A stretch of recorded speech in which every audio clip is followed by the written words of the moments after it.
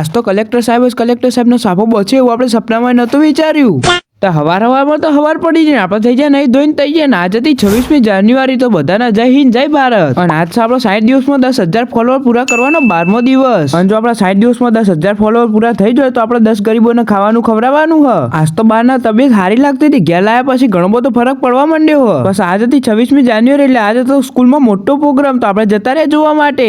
ખરેખર આવ્યો તો નાસ્તાની લાલચમાં, પણ નાસ્તો તો દૂર દૂર સુધી જોવા જ નહીં મળતો.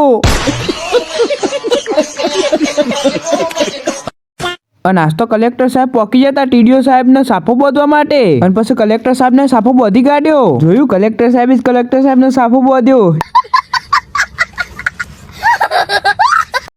પછી ખબર નહીં બાઇક ને શું થયું, રિહાઈ ગયો શું? ત્યાં તો ચાલુ જ નતું થતું, તે ધક્કા મારીને ચાલુ કર્યું તોય ના થયું સારું. પછી દવાખાને લઈ જવાનું કીધું તો રિહાઈ ગયું. તે પાસે ચંદુ કાકાએ પાટો આવ્યું તો પોકી ગયા ડાયરેક્ટ દવાખાની ના. આનો ડોક્ટર જોઈને કહે છે કે શું થયું, અને તાવ આવ્યો શીખર શરદી થઈ હ. પછી ડોક્ટરે ચેકિંગ કરી કીધું કે આને તો હૃદયનું ઓપરેશન કરવું પડશે.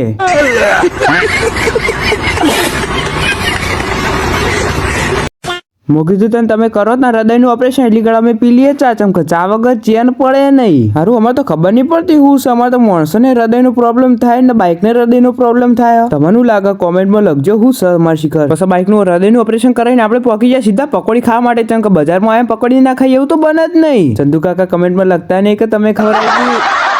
પછી આપણે પહોંચી જાય ઘેર ને, ચમકે આજે આપણે જવાનું હતું કડી, ચમકે કાલથી આપણી ચાલુ થઈ જાય કોલેજો. પછી ગુંડા જેવા તૈયાર થઈને હેડી નીકળે કડી જવા માટે.